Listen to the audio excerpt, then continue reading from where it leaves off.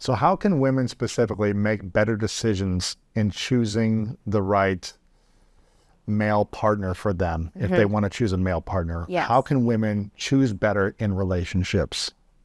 This is going to sound a little crazy, but one of the other big conditionings that we have is that we have to make the right decision that we ensure is going to make our relationship last forever, and that's a good relationship.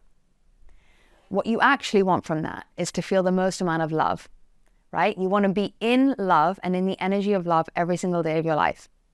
So from that perspective, whether that changes 20 times or once, doesn't really matter. So for me, that relationship was correct for as long as it lasted, because it grew the amount of love I had in my life That's great. until my emotions started telling me otherwise. And am I better off because of that relationship? Am I more open-hearted because of that relationship? Am I more happy with who I am? Yes, right? So that was not a terrible relationship. That was life showing me that was a perfect amount for it to last. Okay. So a big thing to get rid of is I have to know how my future is going to look in order for me to be happy. Right. Actually, you just need to be happy today. And then your tomorrow will start off better, and that will compound.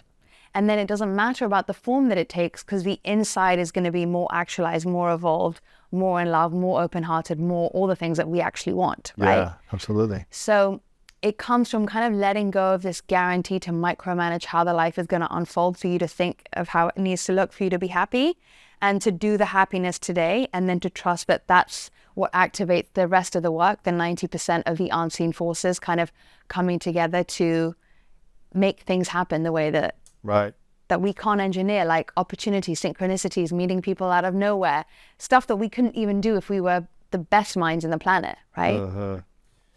You know, there's something to choosing to being positive and happy and grateful for certain elements of your life and trying to maximize that. Because when we maximize that energy, synchronicities unfold, right? These unseen forces for good show up in our life, or they block us from something bad potentially happening, right? Or they move us in a different direction. But why do you think there are certain people who seem to have it all, but are still choosing to be unhappy and not choosing to be grateful for what they have? They're complaining or feeling entitled for what they don't have. Why do you think that happens? I think that's one of those things where there's many different causes for one symptom, right? So on the outside, this person you're saying is ungrateful or unhappy. The number one reason I would say is that if you haven't liked who you've become along the way of getting to what you want, then that's never going to be a happy result, right? You can't get to joy if you don't pave it along the way with feeling like you love being who you are.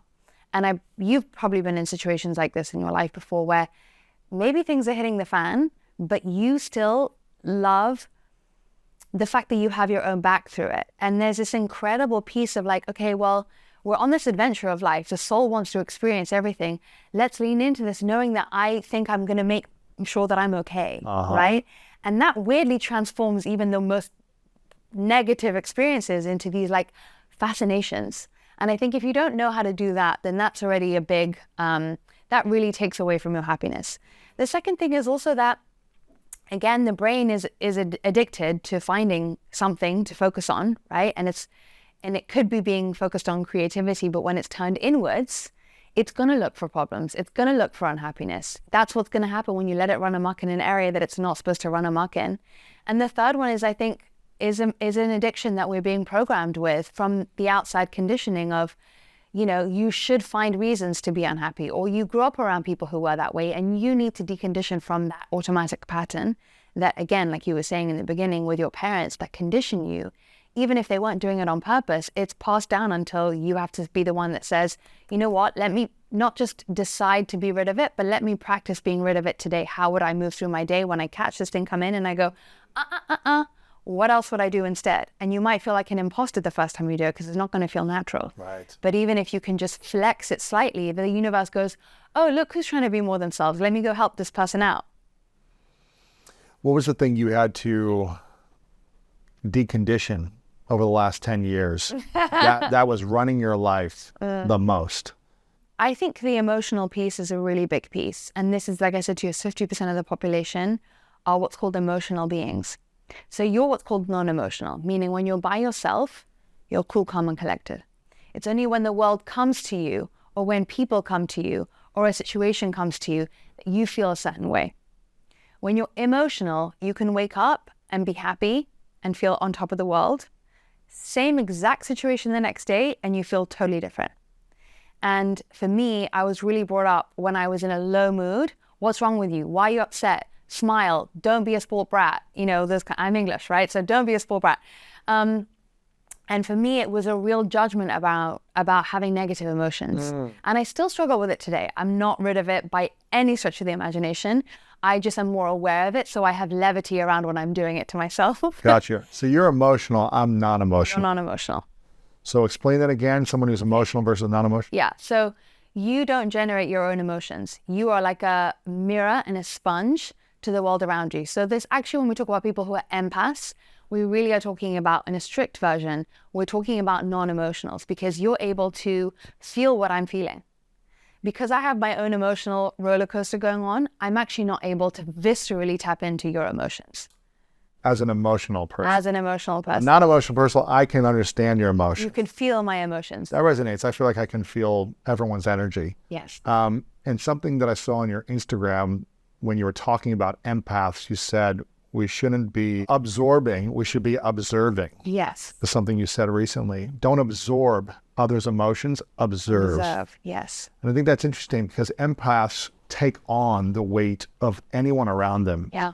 And they feel it, and they feel emotionally drained where they have no energy if they absorb it. Yeah. So it's learning to notice someone's energy and still be empathetic, but don't absorb it, right? Yes. Observe, Yes. connect, but don't let it penetrate your energy center. Don't let it penetrate your soul to where you're now in that state of being as well. Yes. That's a hard thing for a lot of people who are in Yes. that non-emotional empath state of being. Yeah, it is. And it's an interesting one to understand that, you know, when you're not absorbing my stuff, you would be able to show me what I'm feeling, because I'm so mired in it, I have no idea what's going on some of the time. So you would magnify and be able to show me what's going on with me if you're not then taking it on. So let's say, for example, I'm an emotional. I wake up and let's say I'm happy today. I'm 2 out of 10 happy, okay? 10 out of 10 happy, you said? Let's say, for example, I'm 2 Oh, out of 2 10. out of 10. You're not happy. Because it goes on a You're up and scale, down. right? Okay, So yeah, let's say one day I'm on a 2 out of 10. I walk in the room and I see you 6 out of 10 happy. I'm like, you look happy today. And you've become happy because you felt what I've done and you've magnified it, right? And that's beautiful. But I can see it more clearly through you than I can through me. Got it. But that also works on the other side too, where a lot of non-emotionals get called the most emotional people. Because if I walk in the room 2 out of 10 sad. 1 is the high, sad? 1 is less, like let's say 2 10 out of 10. is the highest, gotcha. So let's say I'm 2 out of 10 sad that day, okay? I walk in the room, you all of a sudden get in a bad mood. And I'm like, what's wrong with you? Why are you in a bad mood? And you don't know, because it wasn't there before I walked in, right? You're just able to reflect to me what I'm not even aware of. Interesting. If we have that languaging, then I can be like, thank you so much for showing me what was going on with me today. And instead of going, what's wrong with you? Right? Because you guys are the open, right? You're the open emotional. And so you feel whatever else is going on in the world. Interesting. And we're just like playing our own songs, Right. completely unaware. I wonder what my fiance is. I can't remember if she's a manifester. I think she's a non-specific manifester. I don't know if that's a thing, but maybe it's manifestor generator. Yeah. But I don't know. But she's positive 90% of the time. Like she is in a positive, joyful, grateful state consistently. It's very rare for her to be low energy. Yeah. Which really is nice for me. Because I think I've always in the past been in relationships where I didn't know what I was going to get. And it was harder for me because I would absorb energy and I would feel it and I would allow it to drain me. Now I've learned how to observe differently and just accept people for where they're at and be there for them in a different way, as opposed to taking on their pain and sorrow and trying to like fix it. That was a wound that I had to learn how to heal. But being in a relationship with someone who is truly grateful for life, that truly loves her life, is a joy. It is like a gift that I hope everyone can experience at some point, because it's challenging to be with someone that isn't a happy person consistently. It just is. And it's hard to be with someone for years who you don't know how to help them become happier. And that's something that I experienced because I chose based on a wound and nothing wrong with them, but just felt like it was always harder because they weren't happy. And so I hope everyone can get to that state. You just unlock more when you are a generally happier person. But I feel like a lot of people struggle with happiness.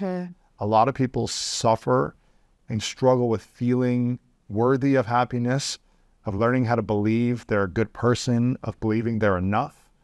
Why do you think we struggle so much with being happy, and how can we learn to love ourselves deeper so that we are happier?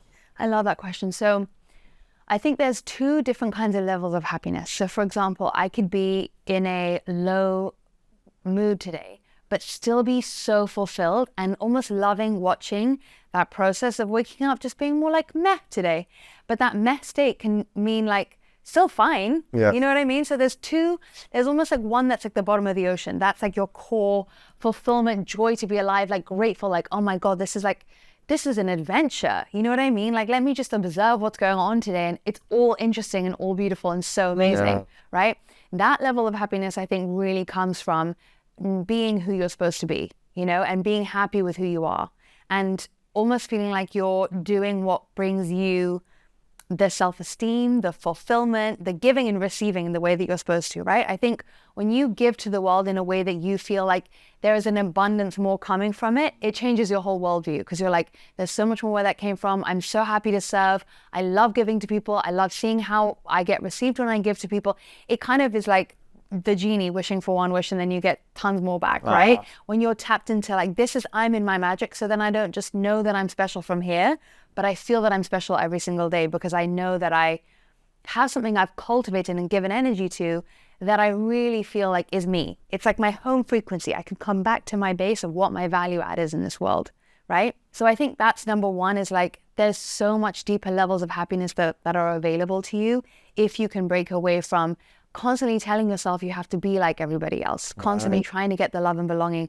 The kind of short-term cookies, you can kind of forgo them and put the sort of time in to take the risk to get it from the sort of longer term value, giving people value rather than what can I get out of life so quickly. Man, those cookies are so good. Those cookies are so good in a moment. Just, oh man, I love those cookies. But there's so much greater benefit when you can delay, or at least not every day have to go for the cookies. I'm not saying never enjoy it, but you know, as a metaphor, just not going for the pleasure every single day. Really going for a state of long-term happiness and fulfillment. Comes down to making yourself proud of who you are. Absolutely. I think. And that feeling is not replaceable by any other thing, I don't think. That's true. I think when you're like, I really am happy, almost like your inner parent being like, you know what, that was a hard decision, but really, I'm impressed with you. I think that is the ultimate. If you want to be happy, you make yourself proud of you. 100%.